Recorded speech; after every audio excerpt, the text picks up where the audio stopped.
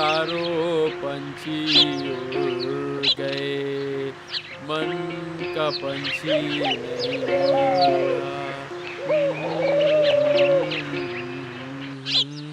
चलो दो 2 रुपये रखो, नहीं तो आपसे चावल नहीं मिलेगा। ये लीजिए। जाओ, अब चावल की बोरी लेकर यहाँ से दफा हो जाओ, कोई देख न पाए।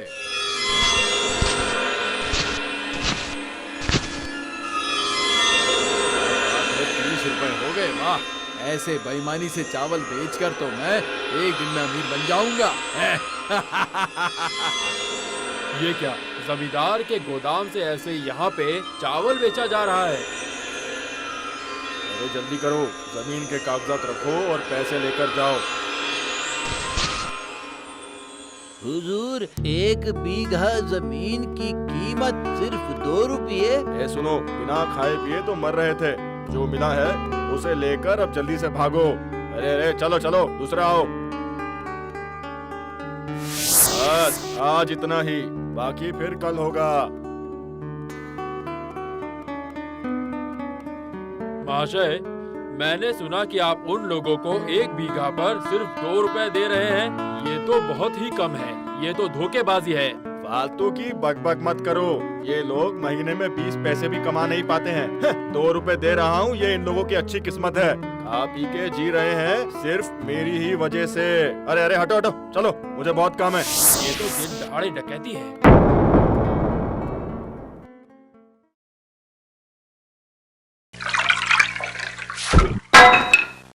ये क्या? आप कौन हैं? ऐसे घर में कैसे घुस गए? तुम चुप रहो, सुबह सुबह आज मेरा दिमाग खराब हो गया है। अरे ये क्या? आप हो? आप ऐसा वेश बना के कहाँ गए थे?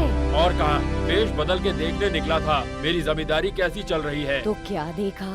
देखा, चारों ओर लालच और बेईमानी, हर कोई मौका मिलते ही चोरी कर रहा है। हे भगवान, ऐसा क्या? नहीं भाग्यवान, ऐसे और चलने नहीं दे सकता। अब मुझे एक ईमानदार और विलक्षण वित्त मंत्री की जरूरत है, जो यहाँ की सारी बेईमानी को हटा के न्याय का शासन लेके आएगा। नहीं तो लगता है जमींदारी खत्म हो जाएगी। सही कहा आपने। पर वित्त मंत्री के लिए विज्ञापन दूंगा तो हजारों लोग आ जाएंगे। उनमें से एकदम सही और ईमानदार आदमी को चुनना, यही तो असली समस्या है। उस समस्या का समाधान तो हो ही जाएगा। पहले ऐसे किसी आदमी को लेकर आओ जो बिल्कुल आसानी से सही आदमी को चुन सकता है। वही करना पड़ेगा, पर जिसको भी लेकर आऊंगा उससे पहले मो साहेब का चयन करवा के देख लूंगा कि उस आदमी का दिमाग कितना दौड़ सकता है। मो साहेब क्यों? क्योंकि जमींदार के सामने किसी मो साहेब की कोई कीमत नहीं है, इसलिए उसे समझ लेना अच्छा रहेगा। सही कहा आपने।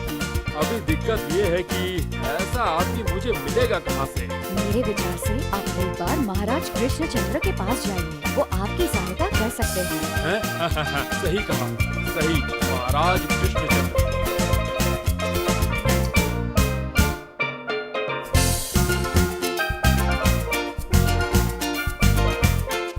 प्रणाम महाराज। अरे जमींदार महाशय, आप आइए आइए, बैठिए बैठिए। नहीं महाराज, मैं बैठने की हालत में नहीं हूँ। ये क्या? क्यों? आपके पश्चात देश में कोई समस्या हो गई है क्या? आग लग गई है महाराज, आग। यही क्या? हाँ महाराज, बताता हूँ, सुनिए।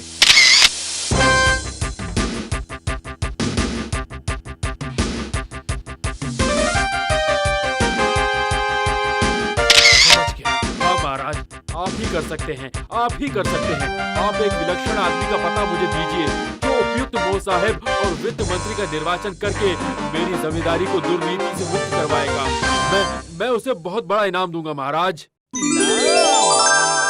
यहाँ वैसा एक ही आदमी है जमींदार महाशय, जो आपकी समस्या का समाधान बहुत बहुत आसानी से कर देगा। समझ गया, महाराज मेरे बारे में ही कह रहे हैं। ऐसा है क्या? नहीं, वो है ओह अच्छा, बहुत खूब। तो फिर कल तुम बिना देर किए मेरे घर आ जाओ गोपाल। ठीक है जमींदार महाशय। वैसे मंत्री भी उसका सहयोगी बनकर साथ जाएगा। बहुत अच्छा महाराज, तो फिर अभी मैं चलता हूँ महाराज।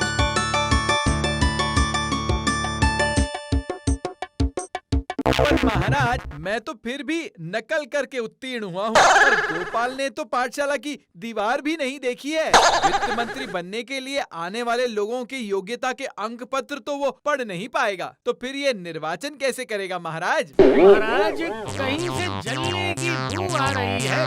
मुझे लगता है ईर्ष्या के मारे कोई पूरी तरह से जल रहा है। इसका जवाब तो तुम्हें खुद ही मिल जाएगा, इसीलिए तो तुम्हें उसके साथ भेज रहा हूँ। अच्छा, मौका तो जरूर मिलेगा। अब तो दिमाग का ऐसा पेच लगाऊंगा कि गोपाल वहाँ से भाग निकलेगा और योग्य व्यक्ति का निर्वाचन करके मैं ही लूंगा इनाम।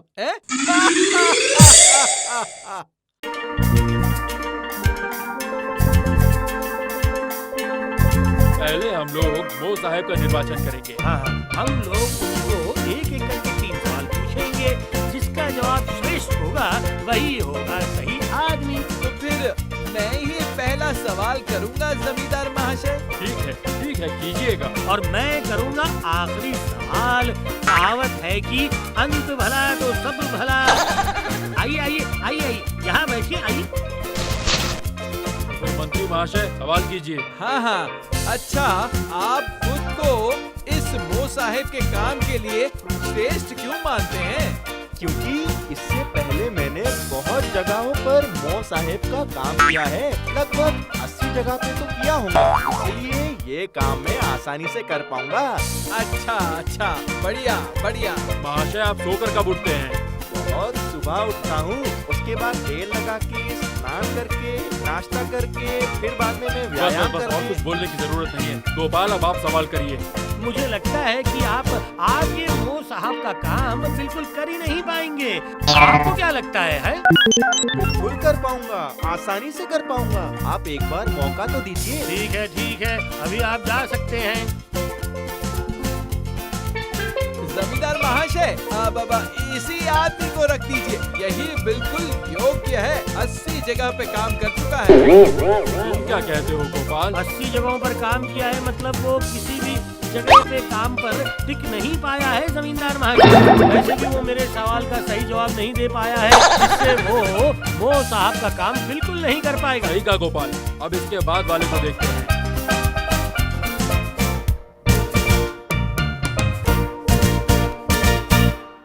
अब आखिरी आदमी।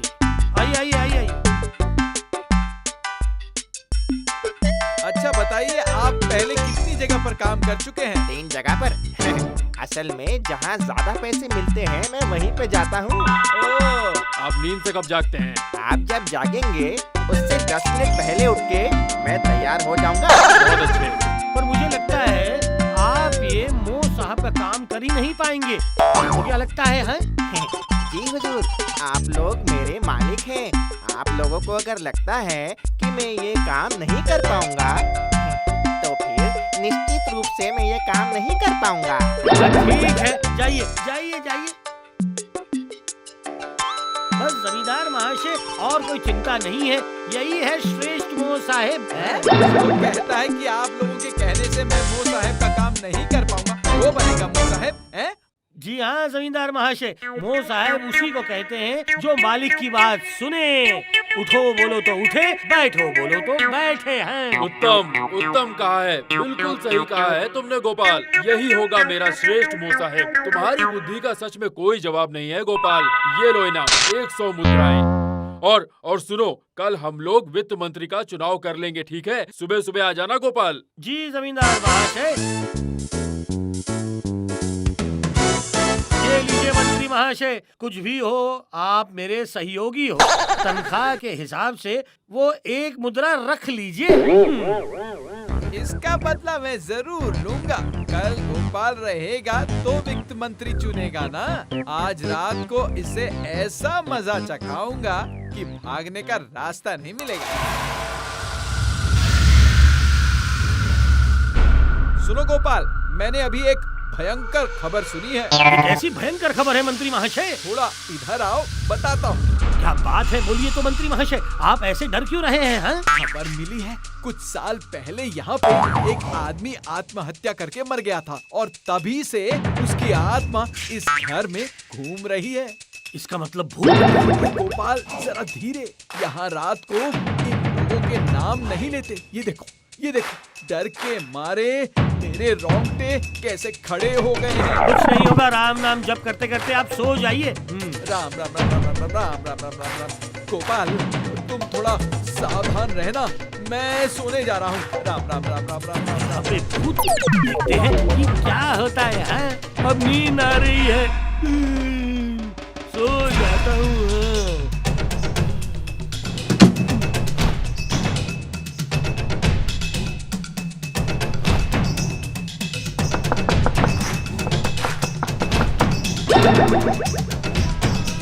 इतनी रात में कौन दरवाजा खटखटा रहा है? जाके देखना पड़ेगा।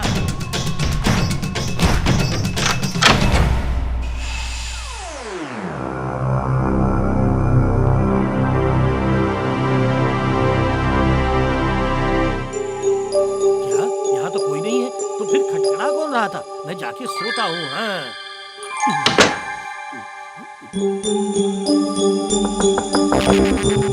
ये क्या फिर से खटखटा रहा है? जाता हूँ, जाके देखता हूँ। यहाँ तो कोई नहीं, तो फिर क्या सच में भूत है? इससे अच्छा मैं बाहर ही रहता हूँ। भूत बाबा जी के साथ आमना सामना और एक मुलाकात भी हो जाएगी।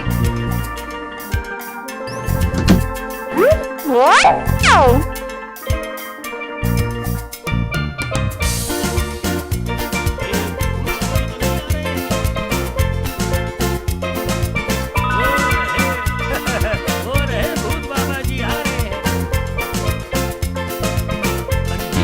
ये तो मंत्री जी हैं। अब समझ में आया ये कौन से भूत का काम है। ठहरो मंत्री महाशय, तुम्हें अब सच का भूत मैं दिखाता हूँ। हाँ।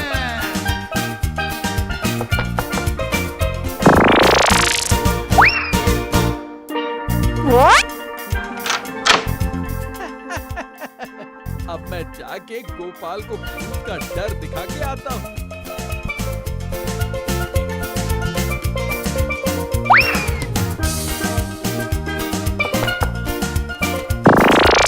गोपाल बहुत डर गया है। अब तक तो गोपाल डर के मारे बेहोश हो गया होगा, कल तो वो जरूर भाग जाएगा। जाता हूँ, अब मैं सो जाता हूँ।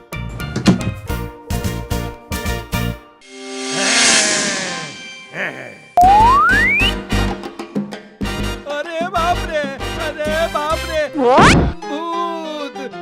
भूत मार डाला। अब कैसा लग रहा है? हाँ? बताइए। तो जमींदार महाशय, हमारे तीसरे विचारक जी कहाँ गए? कौन?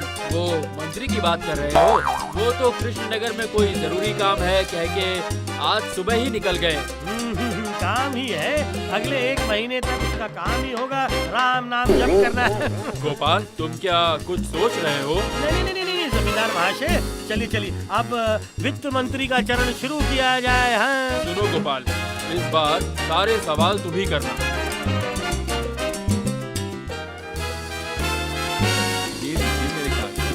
दीजिए, देखता हूँ।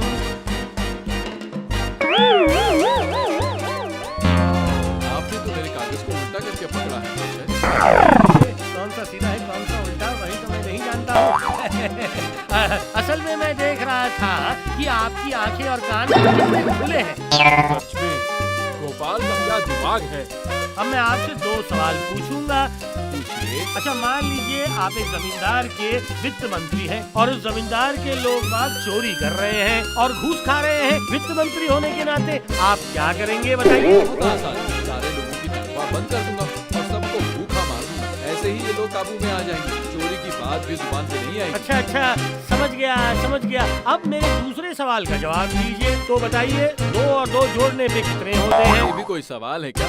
2 और 2 4, ये तो बच्चे भी जानते हैं। अच्छा, नमस्ते, अभी आप जा सकते हैं।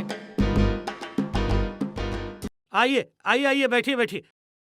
अच्छा बताइए, तो आप एक जमींदार के वित्त मंत्री हैं और उस जमींदार के लोग बाग चोरी कर रहे हैं, घूस खा रहे हैं, तो वित्त मंत्री होने के नाते आप क्या करेंगे? मैं उन लोगों को कहूँगा, घूस अगर खाना है तो उस घूस का हिस्सा मुझे देना पड़ेगा। जमींदार के पत्नी को, बच्चों को और खुद जमींदार को भी इतने सारे हिस्से दे देंगे तो सारे घूस का पैसा फिर से घूम फिर कर वो जमींदार के पास ही वापस आ जाएंगे। इसका मतलब आप उल्टा घूस खाने को कह रहे हैं? जाइए जाइए, निकल जाइए आप, अभी जाइए आप यहाँ से। शांत हो जाइए जमींदार महाशय, शांत हो जाइए। हम थोड़ा सा और ढूंढ के देखते हैं।